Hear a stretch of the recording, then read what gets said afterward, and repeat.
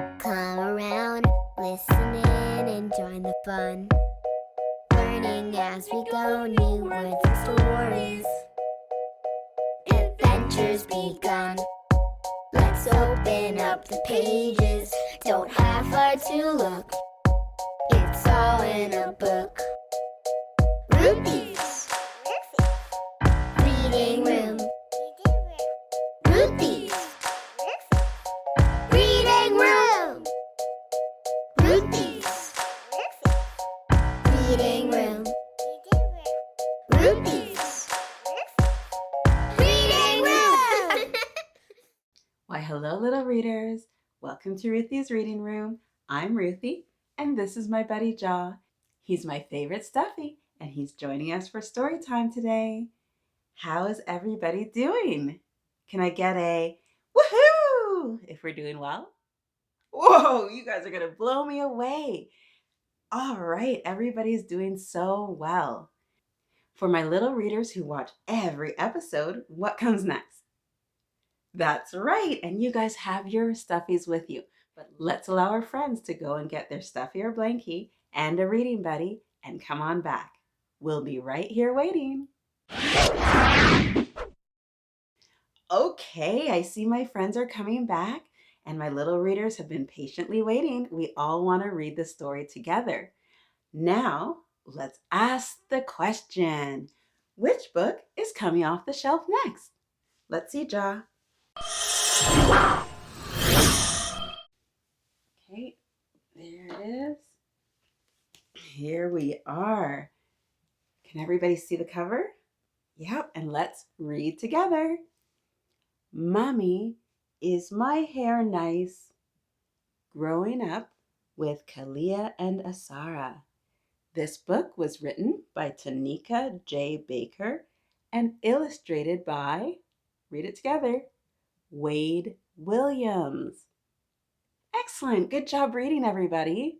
And I want, as we continue to read stories together, that you follow along and practice reading, okay? I'll be reading the words out loud. You follow along in your copy, which means order your copy so you would have it with you. And we'll read together and learn together. All right. Now, what's next? Yes, let's make sure you're ready for story time. Jaw is going to sit right over here. I'm going to put the book a little bit over here. And of course, the book you see over here will be in a future episode, so stay tuned, okay? All right, let's get ready. Let's put our listening ears on and put our hands in our lap.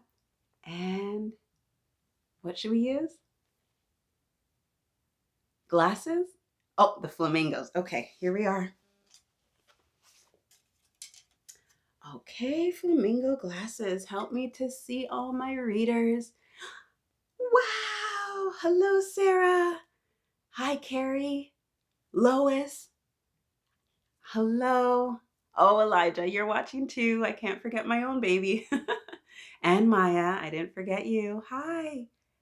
Oh, it's so good to see everybody. David, I see you out there and sitting quietly. You're ready to read the book. Okay, I'll take off these flamingo glasses and let's dive in. Mommy, is my hair nice? What do you think, guys? When you look in the mirror at your hairdo, do you ever wonder if my hair is nice? Do you ever ask yourself or a parent, is my hair nice? Do I look pretty? Maybe some of you do. Maybe some of you have never thought about it. Let's find out why this little girl is asking that question, okay? All right. To my priceless daughters, Amira and Gianna, my wonderful husband, Marlon, my friends and my family who gave me the courage to move this dream forward and start telling our story. That's a beautiful dedication. Kaliah slowly picked away at her dinner. She was careful to steer clear of the red beans her mom insisted on mixing in with the rice. She pushed the beans into a little pile at the side of her plate and frowned. Kaliah, was usually happy to have Sunday dinner with her mom, dad, and little sister Asara. She especially liked dessert, but today Kaliah felt a little sad. Let's find out what's going on with Kaliah. Kaliah wanted to talk to Mom about her hair. As she thought about this, little butterflies fluttered in her stomach. Oh, who remembers the story? Knots in my laces, knots in my tummy by Julene Butler. Do you remember? She was talking about those fluttery feelings in the tummy too. And what did we learn it was? Anxiety. All right, let's see if that's what's going on with Kaliah. Mom was always easy to talk to, but Kaliah felt nervous. One of the signs of anxiety. But Kaliah felt nervous. She wasn't sure what to say or how to explain her feelings to her mom. Kaliah glanced over at her family. They were finished eating and were about to clear the table. Mom got up from the table, touched Kaliah lightly on her shoulder, and like clockwork said, "You are still such a picky eater." Kaliah hid a tiny smile. Her mom was so predictable. She knew exactly what her mom was going to say next, too. "Kaliah, Asara, one of you please go get the basket with the combs and brushes. I need to comb your hair when I am finished with the dishes." Now, how many of my little readers are familiar with that call to action? Go get those combs and brushes. It's time to do your hair. I know my Maya runs for the hills. No, I don't want to get my hair done. Mom did the girls' hair every Sunday evening, even though Kaliah and Asara always fussed about it. Kaliah and her family had moved to Canada from Jamaica 4 years earlier, and the girls attended a nearby elementary school in their community. On weeknights, they liked to share stories of what happened at school. They spoke about their friends, their teachers, the lessons they learned, and the games they played. On Sundays, though, they looked forward to hearing Mom's stories about when she was a child and some of the things she had to do. She had told them that when she was growing up, her mother always combed her hair on Sunday evening for school the next day, and sometimes for the week. Their mom would always finish talking about combing their hair each Sunday by saying, "It makes the week easier." The girls never really understood what she meant. They guessed it had to do with not having to stop to get their hair combed in the mornings because they left home so early each day. Kaliah joined her mom at the sink and began drying a few dishes. "Mommy, I will get the comb and brush, but first I want to ask you something." Kaliah tended to be more talkative whenever she was trying to delay tasks and get out of doing chores. Now, how many parents are familiar with that? It's like, it's bedtime. Oh, it's like, but I didn't get a snack, and I didn't finish my homework, and I have to read a book, and I didn't brush properly. Let me brush again. I think just delaying bedtime, right? Sure, Mom smiled. She thought Kaliah might be up to one of her usual tricks to delay getting her hair combed. "Is my hair nice?" Kaliah asked her mom quietly. Mom stopped washing the dishes and turned to face Kaliah. Kaliah thought her mom looked surprised.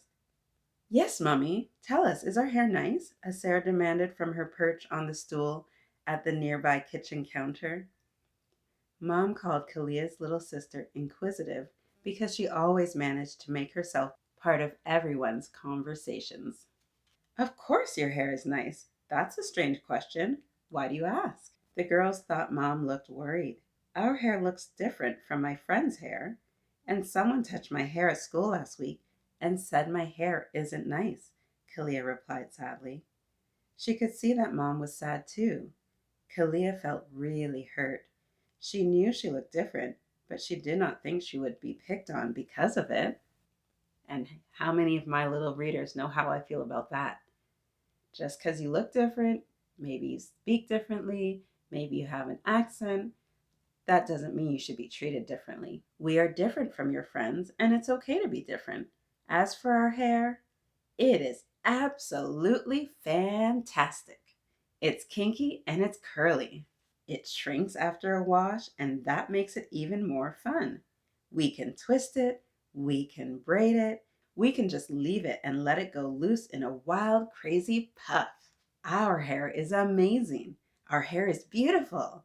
Our hair is strength. Our hair is courage. Our hair is black.